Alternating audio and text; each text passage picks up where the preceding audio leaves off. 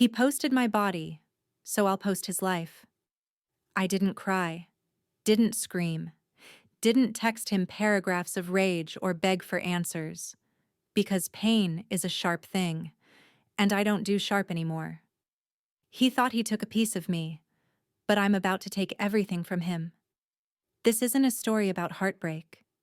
It's an autopsy of revenge. It happened on a Thursday night, one of those meaningless evenings when you drink just enough to forget you exist. The bar was half empty, the lights low, the air thick with old pop songs and the faint smell of fried onions. I was alone, tucked into a corner booth with my jacket still on, scrolling through job listings I'd never apply to. Then I saw myself. Not in a mirror, on someone's screen. 2 tables over, 2 guys in pressed shirts and cheap confidence were laughing over a phone. I glanced up only because the flash from the screen cut across the room. I wasn't trying to snoop. But then my eyes caught the shape of a shoulder. My shoulder. The curve of my hip. The pale scar running along it like a signature. And under it, the caption, "Had her. Nothing special." My chest didn't tighten. My hands didn't shake. It was worse. Everything inside me went still. Only one man ever took that photo. Josh. The ex who said he loved capturing the real me. The one who used words like artistic to justify everything invasive. The one who told me to relax when I said I didn't want any pictures saved. He took that shot on a Sunday morning, sunlight spilling through his blinds. He said, "Don't move. You look perfect like that." And I, stupidly, believed him. I stared at the glow of that phone until the men moved on to something else. My pulse was steady, eerily so. The sound of the bar faded. Even the music felt muffled. I stood up, walked straight to the bathroom, and locked the stall. Inside, I sat on the closed toilet lid and stared at the tile between my shoes. The fluorescent light hummed above me. Someone was laughing outside the door, a bright, careless laugh that made my skin crawl. I didn't cry. Instead, I opened my notes app, and I started a list. Target. Josh. His friends. His coworkers. His girlfriend. His mother. Next to it, I wrote, "Each one of you will carry a piece of the fallout." I sat there for a long time, breathing in the sterile air of that bathroom, until my reflection in the cracked mirror looked almost unfamiliar. A version of me, stripped down to bone and focus. There was no trembling, no grief, no heartbreak. Just direction. When I finally walked back out, my drink was warm. The 2 men were gone. It didn't matter. I wasn't after them. I left cash on the table, pulled my hood over my head, and stepped into the rain. The city hummed around me, neon lights, car tires slicing through puddles, strangers brushing past. It all felt distant, irrelevant. I wasn't part of the world anymore, not until I rewired it. Josh once told me secrets have no power unless someone keeps them. He was right. He kept mine. Now I'll take his. I opened my phone again, thumb hovering over his old messages. The ones I hadn't deleted, the ones he'd forgotten existed. Every photo, every audio note, every careless line of arrogance was still there. I wasn't sure yet what shape my revenge would take, but I knew the rhythm. Quiet first, then slow pressure, then the break. Some people think revenge is rage. It isn't. It's geometry. It's balance. It's the mathematics of consequence. And I've always been good with numbers. I walked home under the rain, the city lights bending in the wet pavement. My reflection stretched thin and strange. Somewhere out there, Josh was asleep, believing the world still belonged to him. He had no idea the clock had started ticking. He posted my body. Now I'll post his name. And this time, I'll make sure everyone knows exactly who they're looking at. He didn't even flinch when I messaged him. I didn't come in hot. No screaming, no threats, no demand to take the photo down. I just sent one line. I saw the picture. The 3 dots popped up immediately. He was waiting. He always loved a chance to explain, to pretend he was misunderstood. And sure enough, it came. Relax. No one even knows it's you. You should feel flattered. I stared at the screen, letting the bile settle. Flattered. I closed my eyes and remembered his hands, his camera, his words, the lies. I'd never share this. It's just for me. You're beautiful like this. Natural. Now I was stripped, tagged, and passed around. No name, no face, just parts. He thought that made it okay. So I didn't argue. I didn't give him the satisfaction of my anger. I let him think I was done with it. Instead, I opened a new note and added another line to the list. Josh. And beneath that, Chris, his loudmouth friend. Marcus, roommate. Hacker adjacent, spineless. Sadie, the girlfriend, if she's still around. Ruth, his mother. She raised this. They weren't targets. They were carriers. Because revenge, when done right, isn't about making someone feel bad. It's about making sure the shame spreads. And everyone who laughed, enabled, or stayed quiet now has to sit in it. You don't get to upload a woman's body and expect it to vanish into the algorithm. You don't get to claim no one knows it's you, like that makes it weightless. I knew. That was enough. But I wasn't going to let it stay that way. First, I needed intel. Josh was always careful about his image. The guy who retweets feminist threads and posts filtered selfies with captions like, "Men need therapy too." But Josh is also a drunk texter, a chronic oversharer, and arrogant to a fault. I still had access to an old group chat from when we were dating, dead for months, but still searchable. I started there. Typed in keywords. Nudes, pics, private, send, folder. He'd mentioned it. Of course he had. Some blurry exchange, sent to Chris. Josh. Bro, you gotta see the one I took of... Name redacted. Chris. You're still doing that shit? Josh. If it doesn't have her name, it's not illegal LOL. I screenshotted it. Date. Time. Username. He always thought redacting the name made him clever. But I knew something he didn't.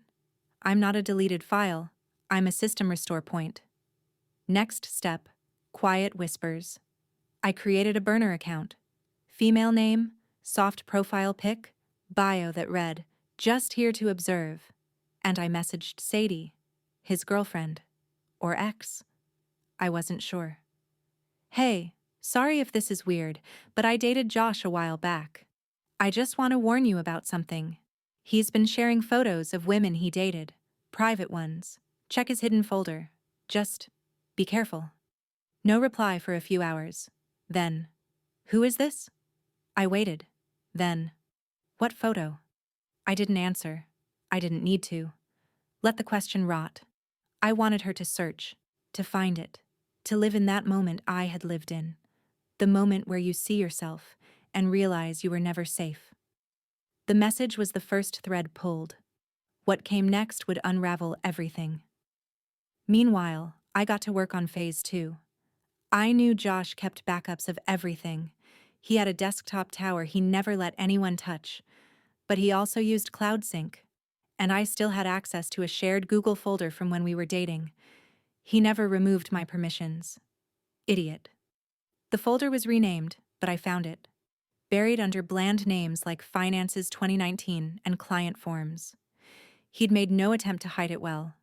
Inside, dozens of photos, not just of me, others, all faceless, some with masks, some cropped, but some had jewelry, tattoos, walls I recognized. I started screenshotting, not to leak, not yet, just to collect, just to show the pattern. Josh didn't make a mistake. He had a hobby, and I was going to make him famous for it. The last message he sent me that night was this: "No one cares. It's just a photo. Grow up. And that was the sentence that sealed it. Not the picture, not the post. The dismissal. It's always the dismissal. You can hurt someone and maybe survive it, but minimize it? Make them feel small? Like they imagined it? That's the fuse. Josh thought this would fade. He forgot that quiet women aren't empty. We're loading. And I'd just pressed enter. Chris never saw it coming. That's the thing about guys like him. They think loyalty means beer and bad jokes. Not the way they talk about you when your back is turned. Josh's friend. His right hand in every group photo, every trip, every bar night. The one who laughed when Josh said, "Had her. Nothing special." The one who asked, "Got any more?" Like I was a playlist. I didn't need revenge on Chris. Not really. But I needed him to be first. He was the easiest fracture, the most fragile mask. So I picked him. I already knew where to start. The flash drive. Chris had dreams.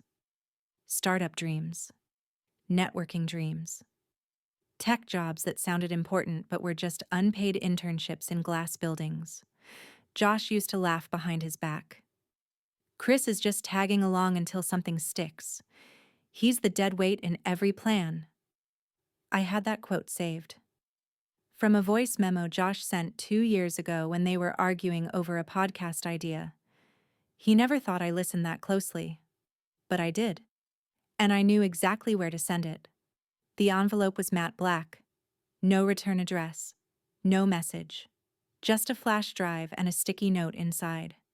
Play me, and ask yourself who your friends really are. I didn't mail it to Chris's house.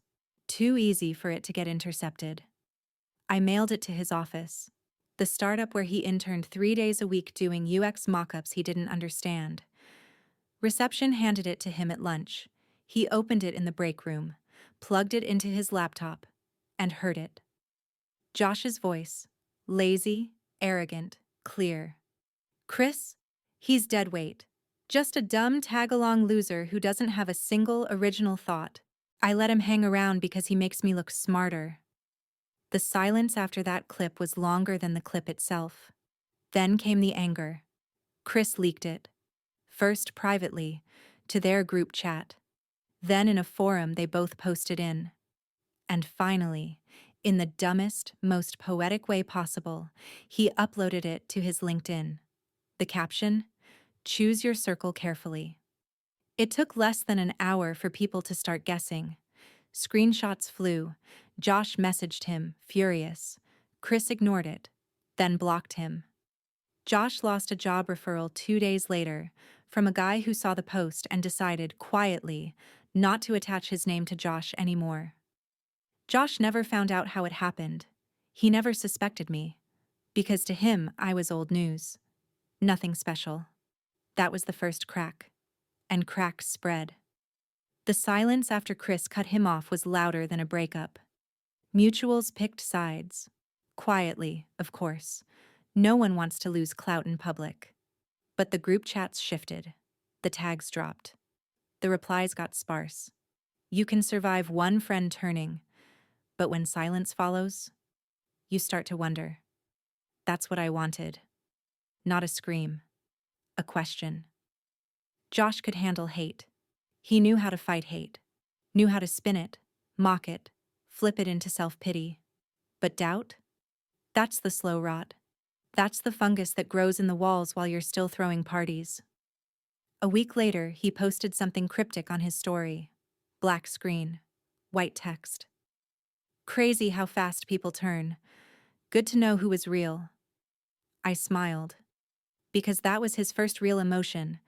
Not arrogance, not boredom, not pride. Confusion. He was looking over his shoulder now. Finally starting to ask the right questions. And I hadn't even touched the good stuff yet. People forget the power of subtle damage. You don't have to break a bone to ruin someone. You just have to twist the joint. Make movement painful. Make every step feel unsure. Josh had spent his life curating his world, filtering it, branding it, softening every edge. He called himself a connector. Now the people he thought were wired into him, they were unplugging. Because one quote, one raw, ugly truth travels further than any curated image, especially when it's the voice of a man speaking behind a friend's back. Especially when that friend feels disposable. Especially when someone shows him just how disposable. I didn't celebrate, didn't text anyone, didn't gloat in some secret group chat. This wasn't about victory. It was about movement. The first domino had fallen. Now the pattern would reveal itself. Josh would try to fix it. That's who he is. He'd reach out, rebrand, spin it. But what he didn't know, what he still didn't realize, is that I hadn't come to argue. I came to erase him, piece by piece, friend by friend, smile by smile. By the time I was done, he wouldn't know which mask he wore first. And the best part? I was just getting started. People think revenge happens fast. It doesn't. It grows roots. It learns patience. By the time Josh noticed Chris had stopped replying, I was already working on phase 2. The kind of attack that doesn't need a face, just data. And Josh, ironically, had spent half his life leaving digital fingerprints everywhere. That's how I found Marcus.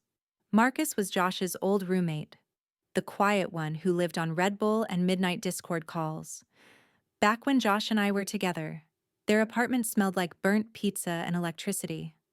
Marcus worked in IT. He didn't talk much, but when he did, he talked about systems, backdoors, recovery keys. Josh used to brag that Marcus once saved him after he forgot the password to a shared gaming account. They'd built it together, years ago. Shared purchases, rare items, trophies, data, digital nostalgia wrapped in teenage pride. Josh had long since moved on from games, but Marcus hadn't. He still logged in, and that was my opening. I didn't need to hack anything. All I needed was Marcus's curiosity. So I made a new account. Blank profile, female avatar, generic username. I joined a forum for the same old game they used to play, the one Josh loved more than most of his exes. And I started a thread. Anyone else notice user JC Valor selling player data for cash? Within an hour, Marcus replied. Wait, proof? I had it ready. Screenshots I'd pulled from Josh's cloud. Back when we dated, he'd kept folders for everything, including one-marked invoices. Most were legitimate freelance gigs. Some weren't. A few were just lines of usernames, transaction dates, and payments through Venmo. Selling access, selling other people's data. And one of the names listed under login partner, Marcus H. I dropped just enough evidence to hook him. Marcus messaged me privately 15 minutes later. Marcus, who are you? Me. Someone Josh screwed over? You. Marcus. Same, I guess. What's your angle? Me. Just truth. Check your shared drive. Look at the folder labeled Valor Backup. He went silent for an hour. Then came the message. Marcus. Holy shit, he's been selling our data for months. Using my name.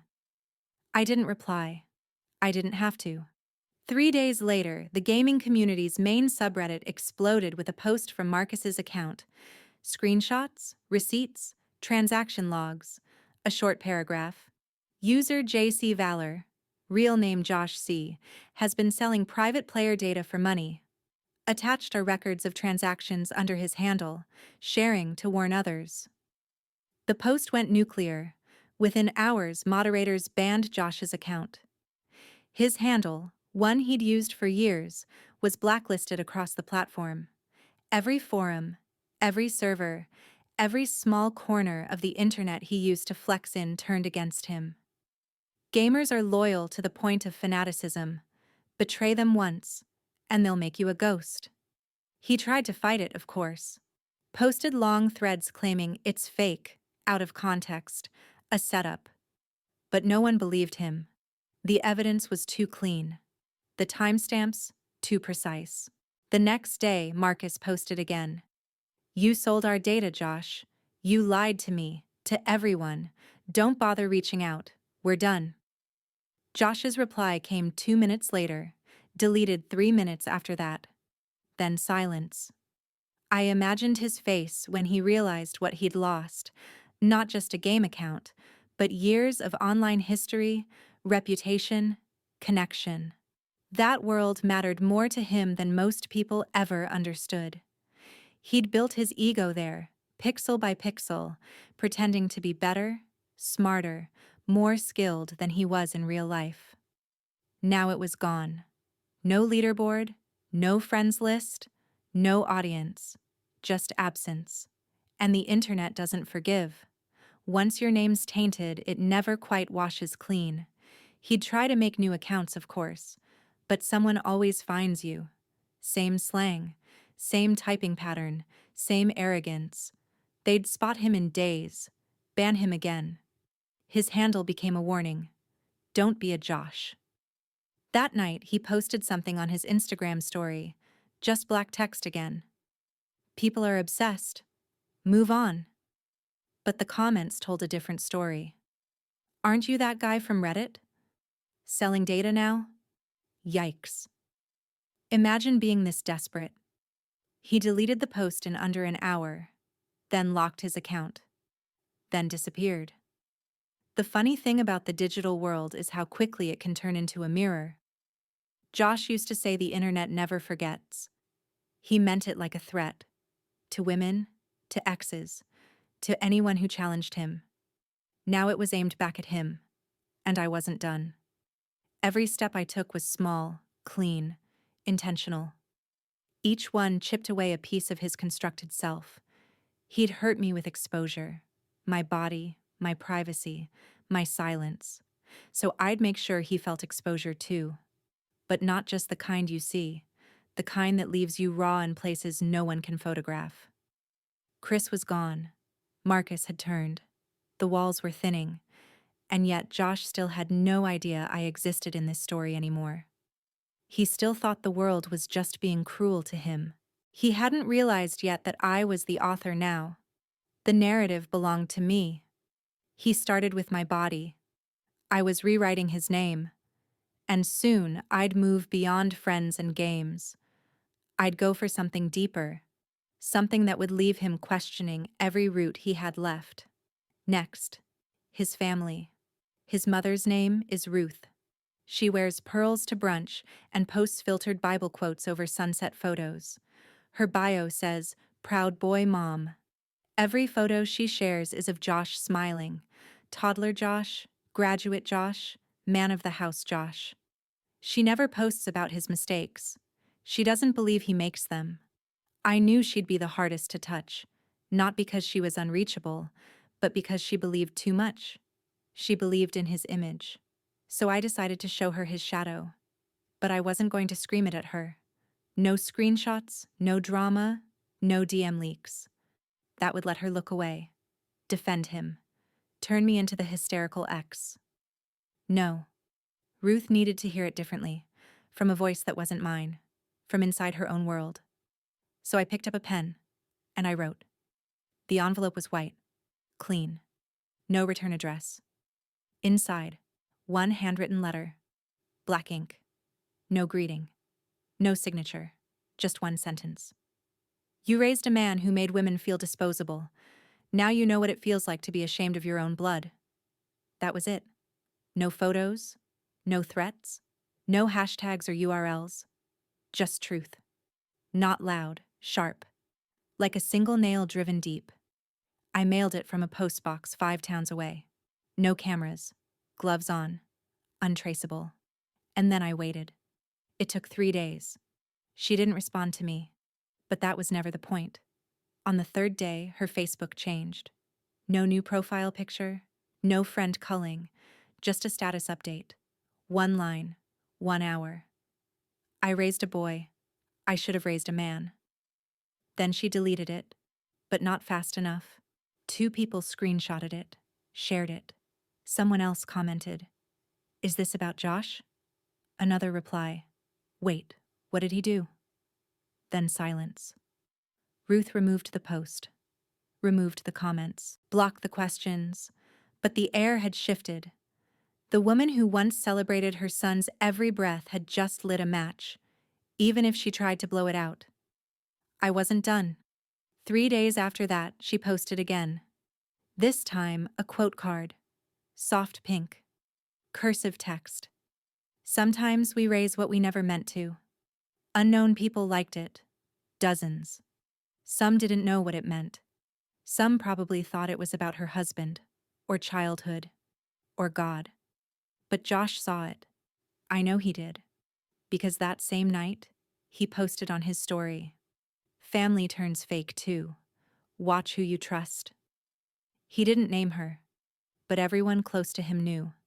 The cracks were visible now, not just in his friend circle, not just online, but in his foundation.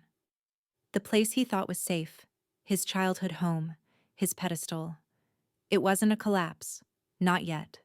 But the beams were groaning. What made it perfect was how quiet it all stayed. No scandals, no viral rants, just a slow unraveling, digital shadows and emotional splinters. I didn't need the world to cancel him. I needed him to feel like he was slipping, and that every hand he reached for was suddenly, silently, pulling away. That's what guilt does when it's planted just right. It blooms in silence. And Ruth? She had been the wall holding his story together, the default defense. Josh would never. You must have misunderstood. Now? Now her silence said something different. It said, maybe he would. It said, I'm not sure anymore. It said, I'm ashamed. And shame, from a mother? That's the first thing a man like Josh was never taught to handle. I watched it all from the sidelines. No interaction, no fingerprints. People started talking in circles. Little messages, little whispers. Have you seen Josh lately? Something's off with him. I think his mom's losing it. Nah, she found something. I didn't need to feed it. That's the beauty of rot. Once it starts, it spreads. I planted one sentence. Ruth did the rest. She gave it breath. She gave it a pulse. Now it was alive. That weekend, Josh took a trip offline, logged out, disappeared from his main accounts, left his Discord servers, didn't show up to game night, didn't comment on memes or argue in threads. I know because I checked. Not obsessively, just strategically. He was hiding, trying to regroup, trying to retake the narrative. But there's no regrouping when you don't know where the damage is coming from. No fixing what you can't trace. No apology possible when you don't know who's watching. And that's where the fear starts to root. Not in exposure, but in uncertainty. He couldn't predict the next move, couldn't control the angles. He started with a photo. I was rewriting the entire frame. By the time he logged back in, the algorithm had shifted. His posts didn't hit the same. The comments were thinner. The likes, lower. He still had followers, still had fans. But attention is oxygen, and his air was thinning. I thought about Ruth one last time, just once. She would never message me, but I know she reread that letter. I know because she posted a new bio update. Just 5 words. Learning, unlearning, healing, hoping, quiet. She didn't say his name, but she didn't need to. That's the thing about consequences. They don't always scream your name. Sometimes they just arrive, softly, without warning, and they stay. Her name was Sadie. Or maybe not. Maybe that was just what Josh called her. He always had a thing for soft names, easy, non-threatening syllables, girls with pastel voices and filtered smiles, the kind that made him feel in control. I didn't know her, but I knew the look in her eyes. It was in the background of a photo he posted weeks ago. Him, holding a wine glass. Her, blurred behind him, setting a plate on the table like a good little house guest. And I knew that look. Not because of the posture, but because of the silence. She was still in the part of the story where she thought he was the prize, still seeing the curated version, still believing his laugh meant safety. So I gave her a flashlight and pointed it straight into the dark. I used a burner phone, unregistered, disposable. I bought it cash from a corner store, scratched the number into a sticky note, then threw the packaging in a dumpster 3 blocks away. The call happened at 8:17 p.m. One ring, two. Then she picked up. Hello? I didn't waste time. No introductions, no build-up, just the message. He did it to me. He'll do it to you. Check his hidden folder. Silence. Who is this? I hung up. Not because I was scared, but because I'd planted what I needed. The words, the question, the seed. People think damage is about impact, but it's about timing. I hit her right when he was at his most charming. Right when she trusted him enough to want proof. So when she asked questions, he'd stumble. When she looked through his phone, he'd flinch. When she found something, and she'd remember my voice. The voice of someone who had already drowned in the same current, and decided to throw her a rope. She left him in under 24 hours. I know because his story vanished. The pictures disappeared. Her tagged photos were removed. Her page went private. Then, 2 weeks later, something better happened. She posted a long note, white background, black text. No names. But it didn't need names.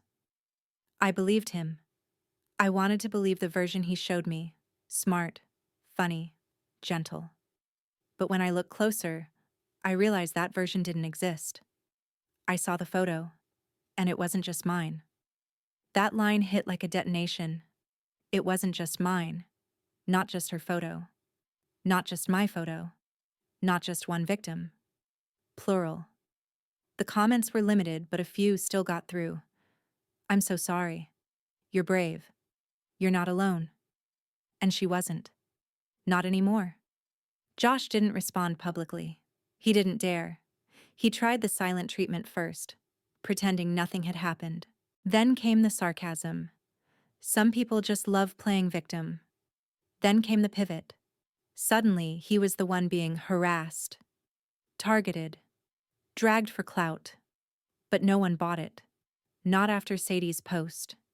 Because when a woman says, I believed him, and then says, I saw the photo, it opens a door. And behind that door are all the others who didn't speak, who saved the screenshot, who swallowed the shame, who buried the proof. Sadie wasn't a whistleblower. She was an ignition. The rest would come later. And they did. Not all at once, not loudly, but slowly over the next week, I watched it happen. Anonymous threads, blind items, posts that started with, has anyone else? DMs asking, was this him?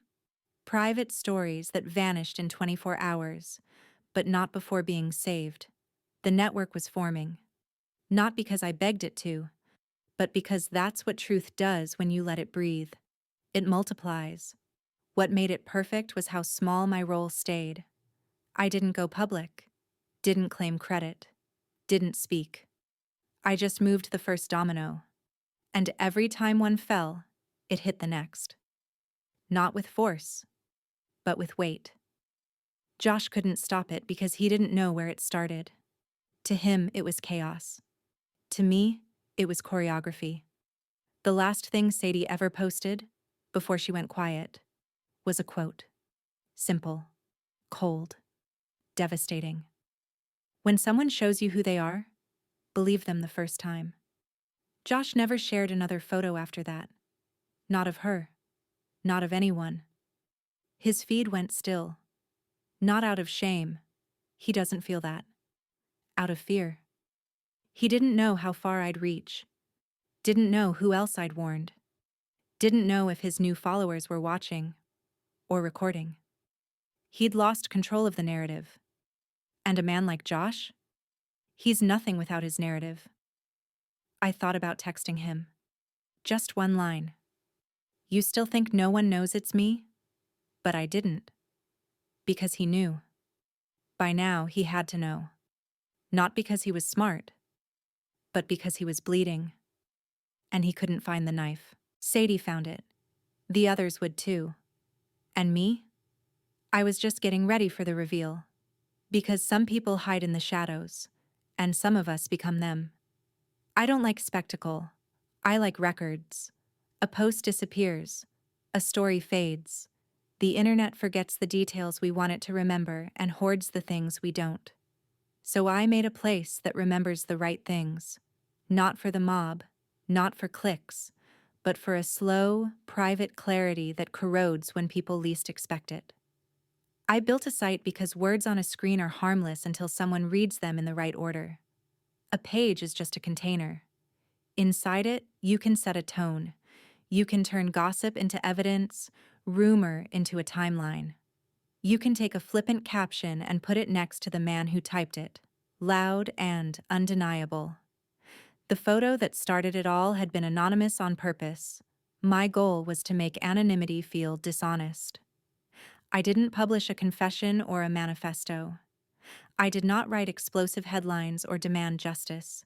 Instead, the homepage opened the way an archive opens, cold, sterile, and precise. At the top, one line in heavy type. You said it wasn't her because her name wasn't there. So I put yours. Beneath it, the photo appeared blurred at the edges, enough that faces and private identifiers couldn't be gratuitously reproduced, but obvious enough for anyone who knew what to look for. The angle, the sheet pattern, the scar on the hip. Under the image looped a short audio clip taken from something he had thought private. A laugh and a voice saying the sort of thing men who hide behind screens like to say. If it doesn't have her name, it's not illegal. It was a tiny, useless thing in the scheme of a lifetime of carelessness, and that was the point. Ugly smallness, recorded and clear. The rest of the site read like a dossier. Not accusations dressed in fury, but statements of memory. Anonymous testimonies were collected in plain paragraphs, short, factual, each bearing a date, and the city where the woman remembered the night. People wrote about finding themselves on a phone, about the way a camera made a private room public, about the sinking, dishonest grammar of a man who preferred to delete names rather than faces. No melodrama, no calls for vigilante justice, just people saying, "This happened. Here is when. Here is what we remember." I resisted the urge to catalog every sordid detail. That would have been revenge for spectacle. Instead, I curated pattern. The testimonies showed repetition, a tendency to joke when confronted, an insistence that nothing was wrong if no name was attached, a habit of sliding responsibility into anonymity. Putting those pieces side by side transformed disparate complaints into a portrait. Not the portrait of a villain exhumed for sport, but the portrait of someone who thought the rules didn't apply to him. There were also small, contextual things. Screenshots of him telling friends he liked to collect images. An excerpt of a voice memo where he used the word harmless. A list of dates I'd cross-checked against public posts and calendar entries. Nothing technical, nothing that taught anyone how to do harm, only threads that tied behavior across time. The layout was clinical. White space, monospace type, bullets where people's memories needed sequencing. The whole thing read like a file you'd hand to someone who needed to understand how a pattern becomes a practice. I named the site something bland and infuriatingly literal. It had to be searchable by those who needed it, and uninviting to the rest. I bought the domain and set it up without fanfare. I did not announce it, tweet it, or paste it across platforms. The point was not to go viral. The point was to make a verifiable place where evidence could live, and where people who mattered could find what they needed without accidental cruelty. I wanted the right people, the ones who either enabled him or could make a difference, to trip over it in quiet moments and have their assumptions rearranged. When the site went live, I did something small and carefully unheroic. I emailed a short note to a curated list. his mother, two former co-workers who'd once vouched for his character, and a local women's support group that handled privacy violations. The message was blunt. 3 lines. The archive is live. If you care to look, everything is there in its context. I did not publish names other than his. No threats, no pleading, just an index. That was the weapon. An index never shouts, it only points. There were weeks of quiet, which I expected. People moved slowly when shame touched family ties and paychecks. I watched the analytics only enough to know people had read the pages. A handful here, a handful there. I observed how the traffic concentrated at certain testimonies, how the audio clip played repeatedly on mornings that coincided with office hours. I did not gloat. The feeling was not victory. It felt more like calibration, a system responding to an input I had designed. Word spread, but not the way a scandal erupts. It spread like a leak in a ceiling, one place at a time, until the drip changed the room's atmosphere. Ruth saw the letter and her post. Someone she knew followed a thread and landed on the archive. A coworker saw the site and, privately, flagged HR. A forum moderator who had once defended him re-examined his posts and found patterns he'd ignored. That was the simplest, purest form of undoing. Truth that didn't scream, but didn't go away either. It didn't humiliate him in public, but it altered the rooms he had always trusted. Colleagues stopped inviting him to private groups. Mutual friends began to whisper by DM instead of laughing in the open. People started asking whether his kindness had a cost. He messaged me once after the site was live, a string of short, stupid lines meant to provoke. "Who told you? You're crazy. Delete it." I read his messages and left them unread. He was trying to summon a fight that would dress him as victim. That tactic had died with Sadie's public note. The archive stripped away the theatrics and left a ledger.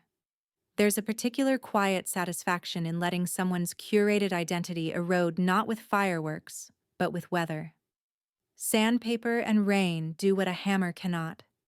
They reveal what's layered underneath. I didn't want him shamed for a single night. I wanted him to sit in the consequences long enough for him to recognize them as his own. When people asked whether I regretted what I'd done, I answered honestly, I felt neither triumph nor grace. I felt alignment. The world had tilted under a weight I'd placed carefully. It was not revenge for revenge's sake. It was a correction. A ledger balanced. And somewhere, in the small hours, Josh sat in a dark apartment and refreshed a page that no longer loved him back. He saw things he'd assumed would never be linked to his name. He tried to scrub past mistakes by changing accounts and changing cities. The site rode those moves like a tide. Names blur, but the pattern keeps the shore visible. When the first reporter called, he asked where I'd gotten my material. I told him the truth in a way that mattered. That people had spoken to me because they were tired of being small parts in someone else's story. I refused to hand over sources. That was not because I wanted to be secretive. It was because I had promised privacy to the women who'd trusted me. Protection is a form of power, and power without cruelty is how I chose to wield it. The site remained a quiet ache on the internet. Not a headline, but a file someone might discover when they were ready. That was the point, to give the world a slow option for noticing, a place where memory became a tool and anonymity stopped being an excuse. When I finally closed my laptop that night, the hum of the fan felt like a low, indifferent applause. The work was not done. There would always be new things to catalog, new people to speak to, new patterns to reveal. But for the first time since that bar, I felt the exact weight of something I could carry without breaking. He'd taken my body and made it public. I took his story and made it permanent. The site was live, but that wasn't enough.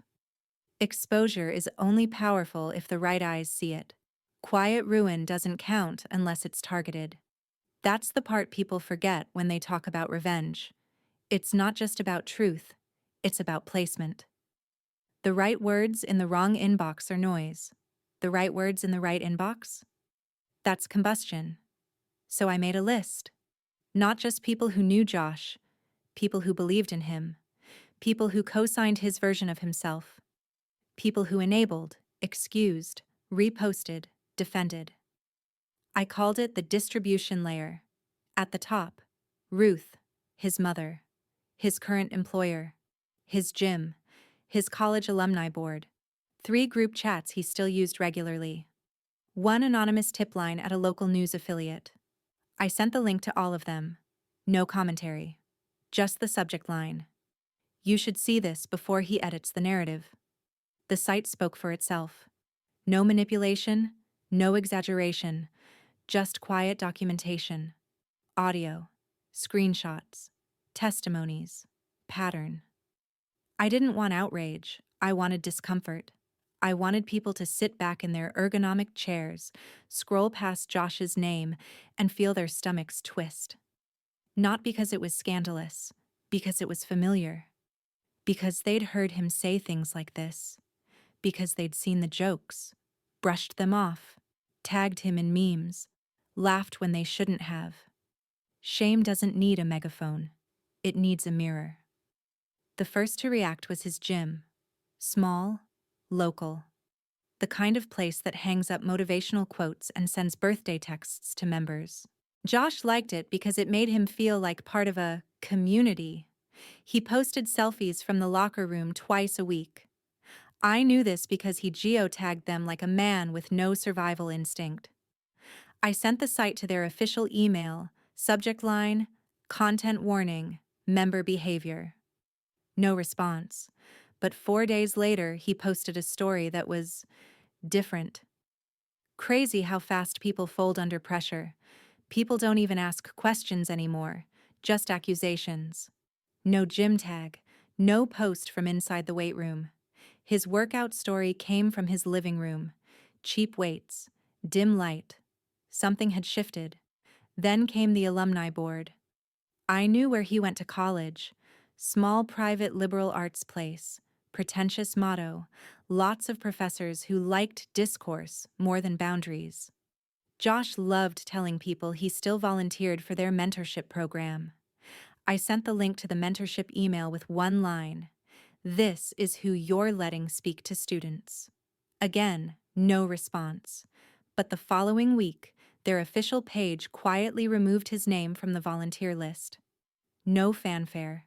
Just gone. I archived the previous version of the page, just in case. Receipts are my favorite form of silence. His group chats imploded next.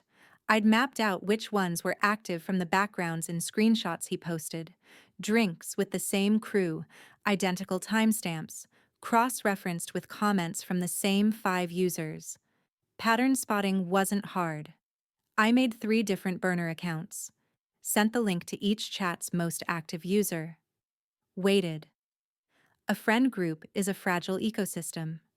Drop truth in the middle of it, and it doesn't explode. It fractures. Quietly. One guy leaves the chat. Another changes the subject. Someone screenshots the site and says, "This real?" And then, no one replies. I saw it happen live. One of them posted a cryptic tweet the next morning. Accountability is not a witch hunt. I favorited it from my main account. Not because I wanted him to know it was me, because I wanted him to feel watched. I sent the link to his employer last. I debated it, thought about whether it crossed a line, but then I remembered. Josh crossed the line first, with my body, with my silence, with every digital fingerprint he left on me, so I sent the link to their HR department. No commentary. They never replied. But 2 weeks later, he updated his LinkedIn. Open to work. No explanation. His name on their website disappeared the same week. One of his co-workers unfollowed him on every platform. That was enough for me. The final delivery was the tip line.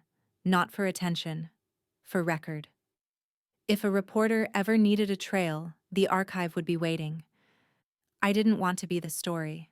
I wanted Josh to be the example. That was always the point. Not destruction, but demonstration. Show the pattern. Let others recognize it. It didn't have to be viral. It had to be repetitive. The site spread like wildfire. Not on the surface, but through DMs, through forwarded emails, through screenshots pasted into back channels. The perfect kind of attention. Private, persistent, untraceable. Every person who saw it had a decision to make. Ignore it, or live with the knowledge that they'd seen it. That's how real change happens. Not with hashtags, but with second thoughts. Josh posted less and less. When he did, it was all deflection. People love tearing others down. Don't believe everything you read online. If you don't know the full story, stay out of it. Each post got fewer likes. He locked his account, opened a second one, tried to pivot. New vibe, new followers, new look. But someone always dropped the link. Sometimes in the comments, sometimes in his DMs, sometimes through friends who didn't say anything, just stopped tagging him. The beauty of digital memory is that it doesn't need to yell to endure. It just needs to exist. And the archive? It existed everywhere he didn't want it to. I didn't post a victory lap. I just watched. Not with glee. With detachment. He'd started with a faceless photo. I responded with 1,000 named actions. He thought digital silence made him untouchable. Now silence was the sound of him sinking. Josh always said Twitter was his platform. He liked the speed, the audience, the ratio of attention to effort. He tweeted like he was writing scripture, clever enough to impress his circle, vague enough to stay unaccountable. And for a while, it worked. He built a following. He built a persona. He became a voice people trusted. About media, about privacy, about women. Not all men, he'd once posted, but enough that we need to listen when women speak. It had over 30,000 likes. I wonder how many of those people had ever seen his DMs.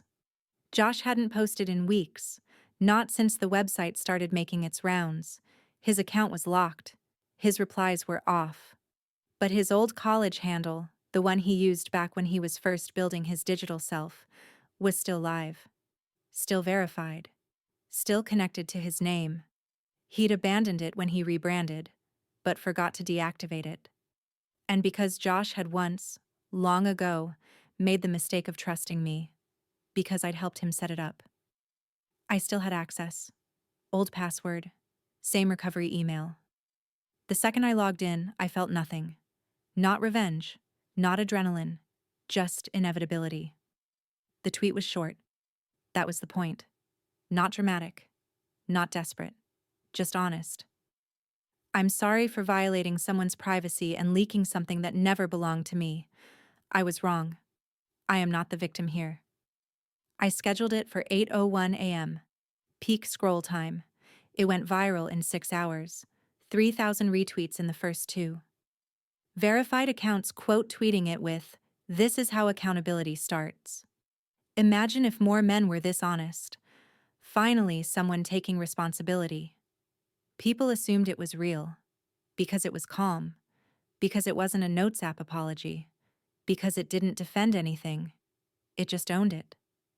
And Josh? He was nowhere to be found. Locked out of his narrative. Powerless to explain.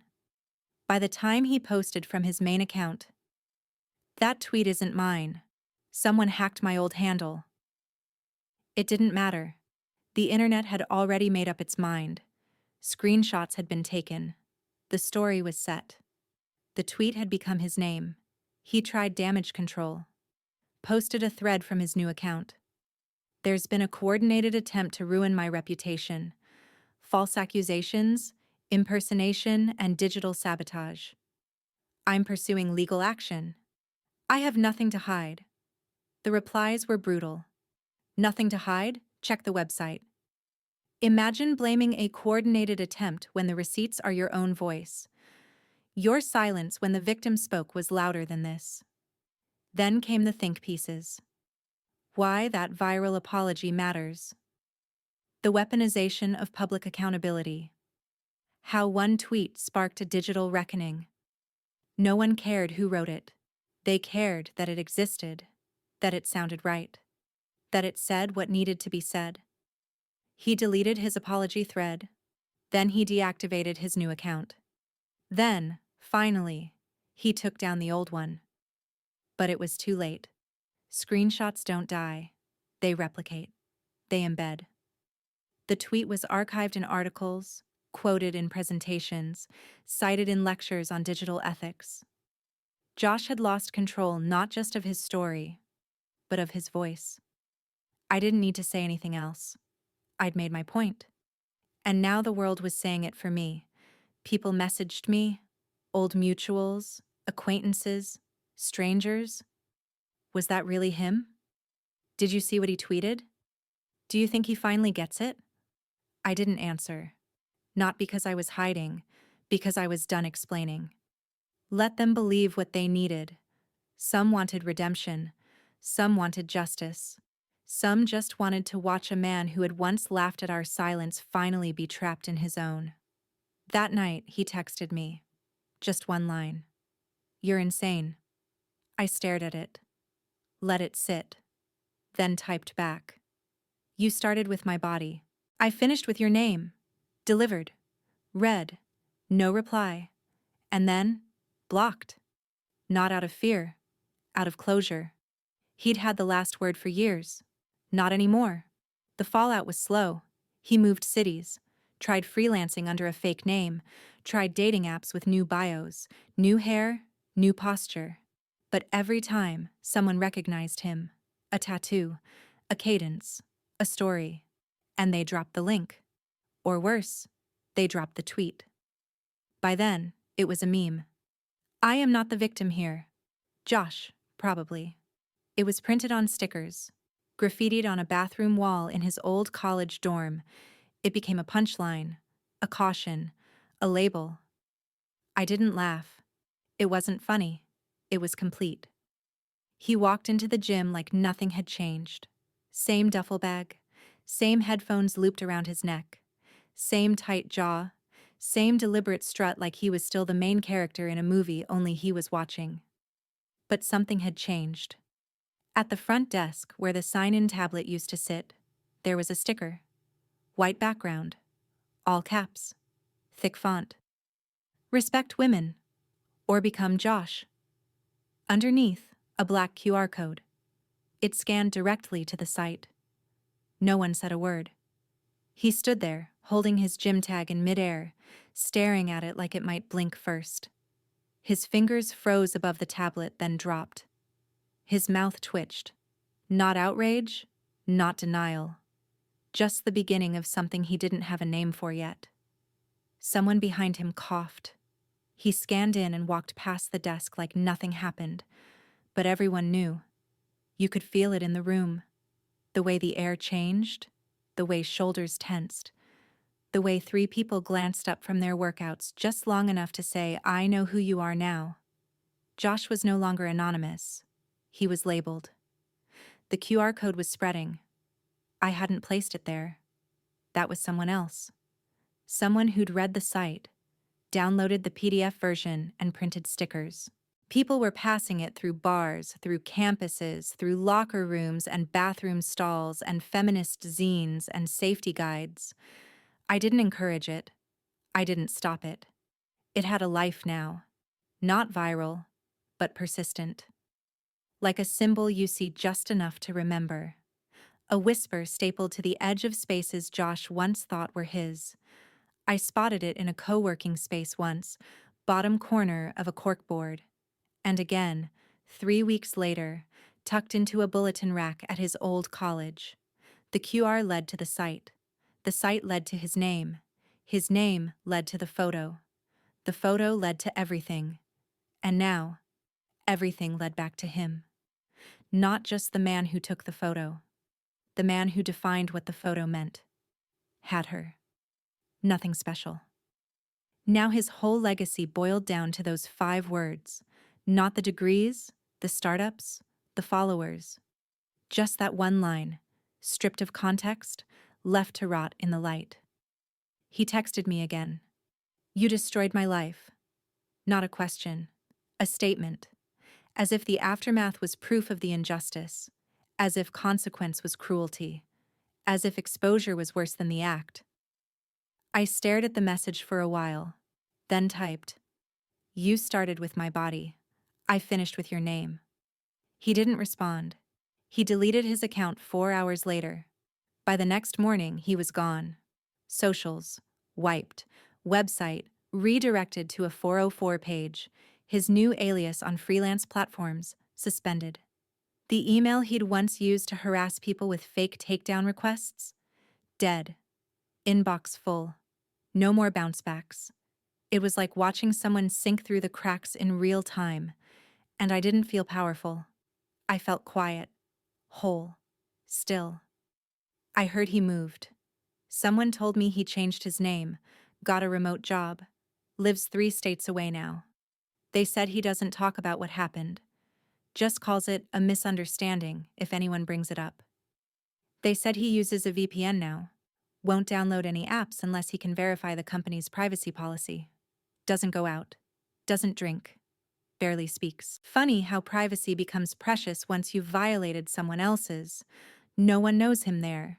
But the internet does. And the internet doesn't forget.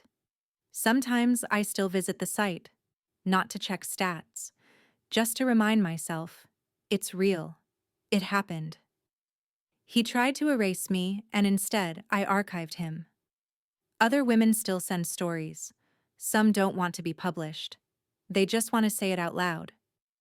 To someone who won't question the silence between the sentences. I listen. I thank them. I protect them. It's not forgiveness. It's prevention. Josh made me a footnote. I made him a headline. And now I live. With a name. With a face. With no apologies. There's a photo of me on my wall. Not the one he took. Mine.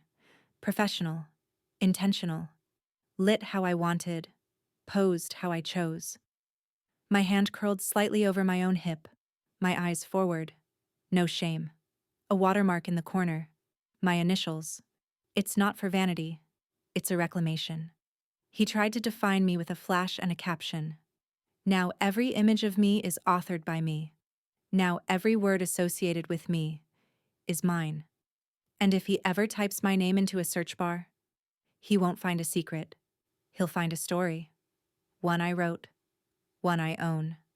One that ends here, but echoes wherever someone thinks they're untouchable.